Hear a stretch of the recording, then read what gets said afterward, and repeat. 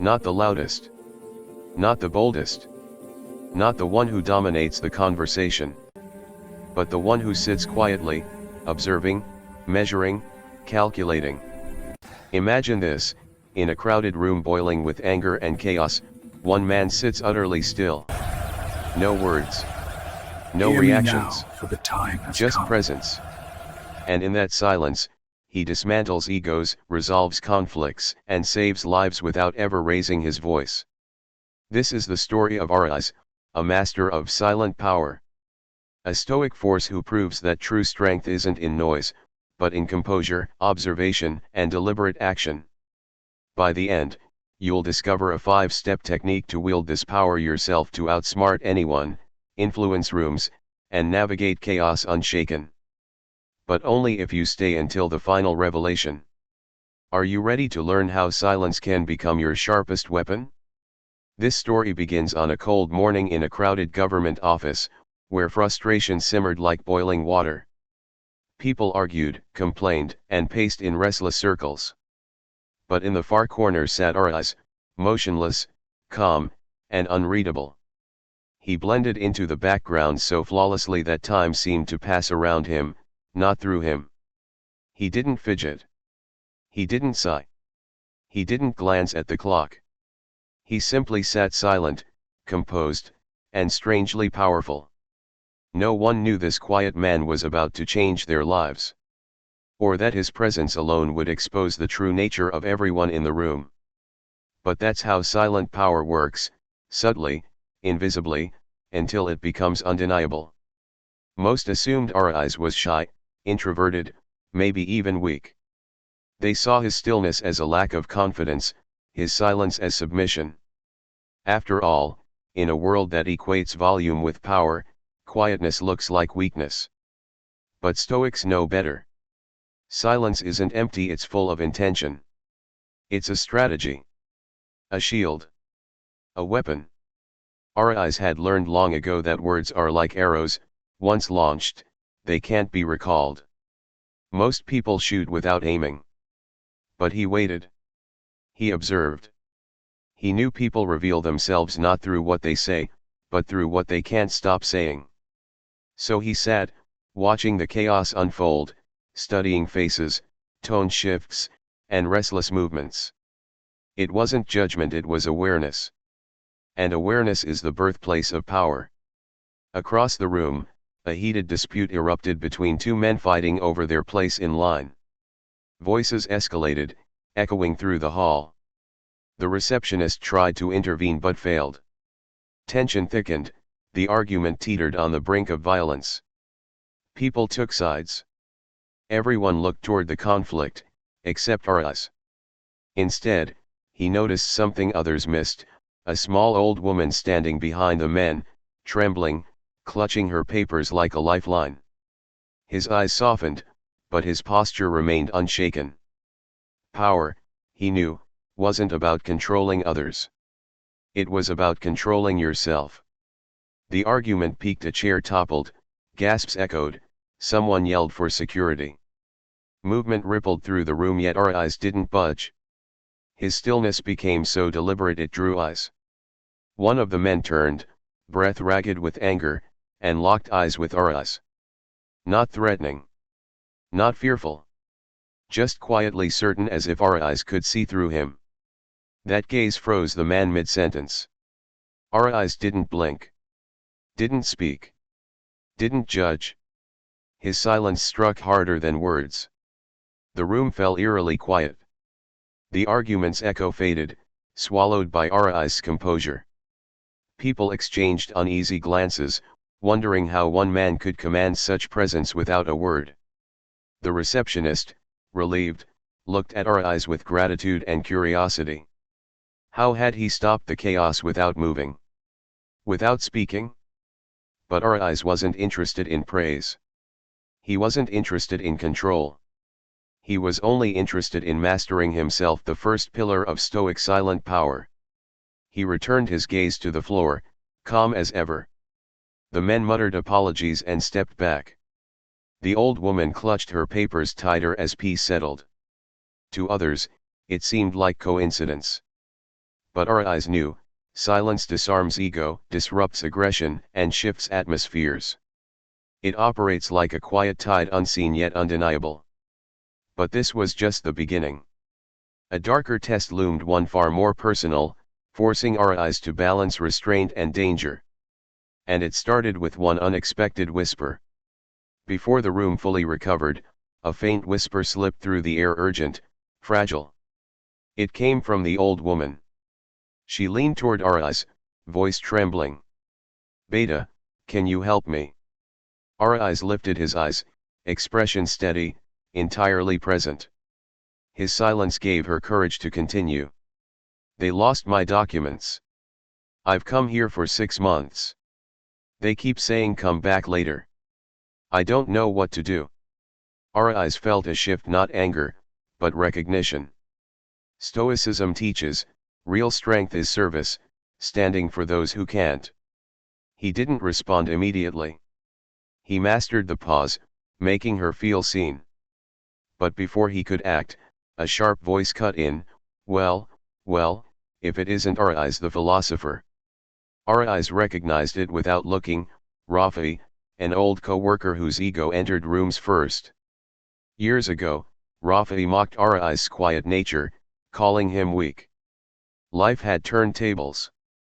Rafi strutted closer, smirking. "Still doing the silent monk act? Most grow out of that."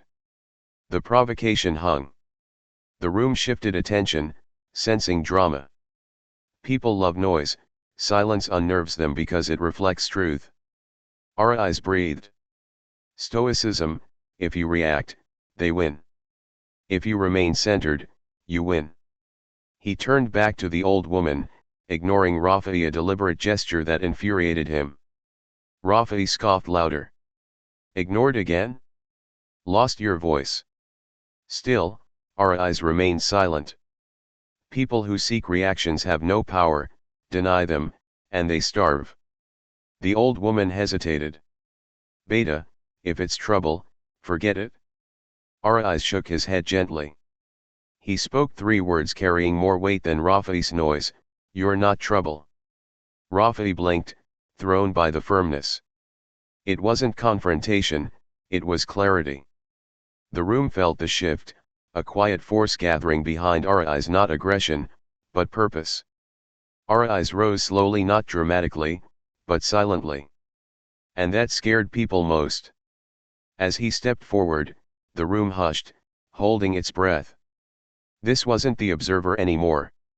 This was a man with purpose who would teach everyone the meaning of silent power.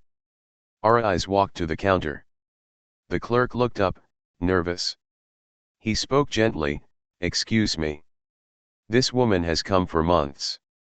Could you help find her documents?" No anger. Just calm firmness.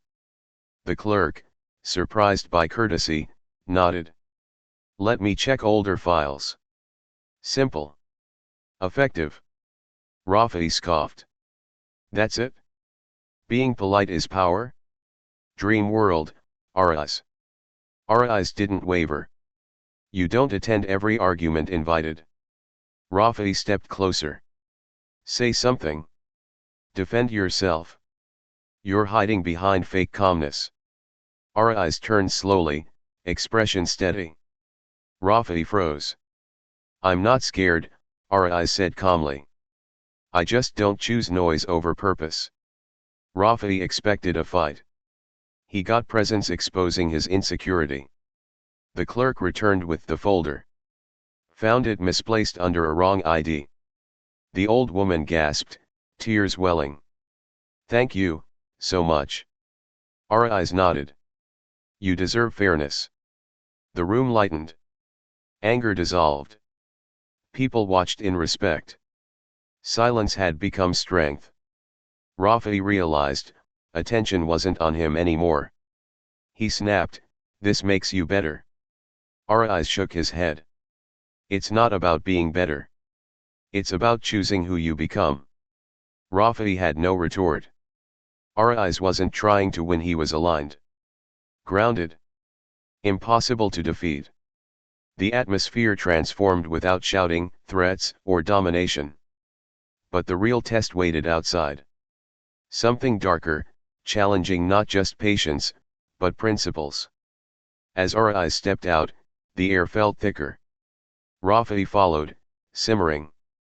The old woman thanked him again, our eyes nodded.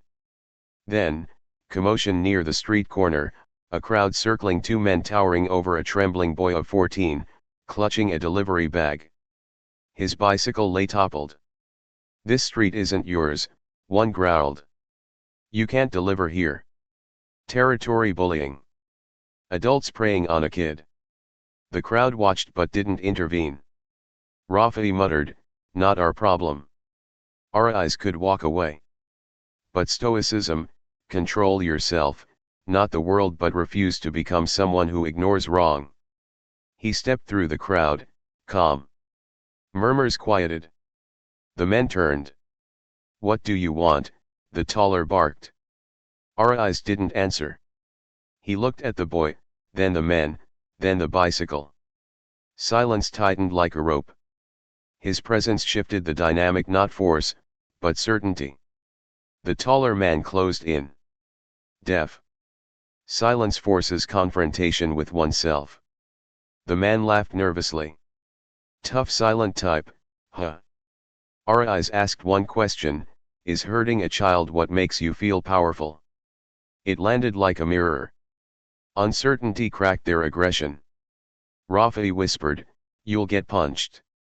But our eyes chose principle over comfort. The shorter tugged. "Let's go." Too many watching. They shoved the boy and fled. The crowd dissolved. Our eyes remained, his silence a shield. The boy wiped eyes. "Thank you, mister." Our eyes knelt. "You're safe."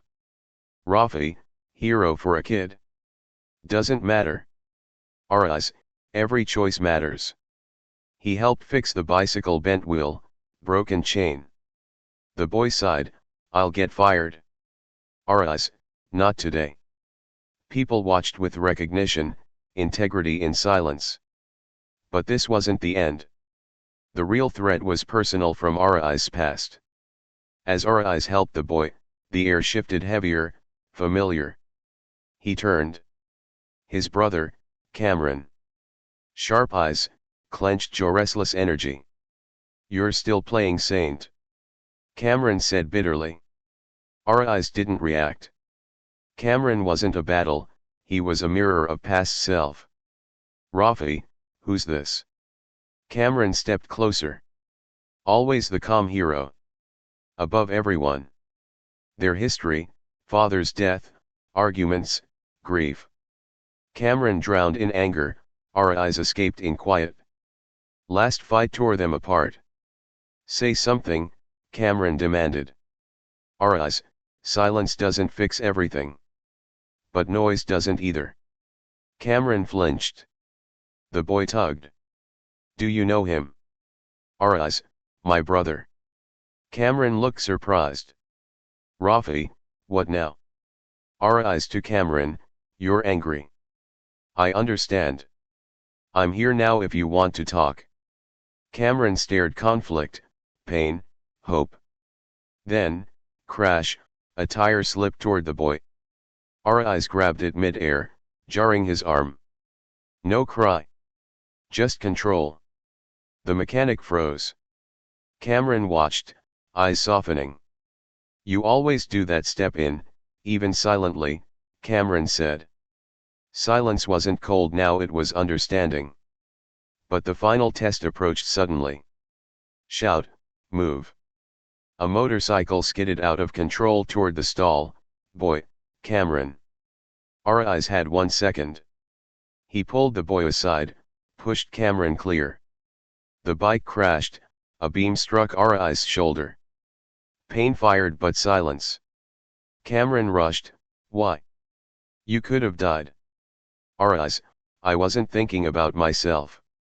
Cameron, "You saved us both." "Why, after everything?" Our eyes, "You're my brother. You deserved someone to stand for you even when I didn't before." Cameron's pain crumbled.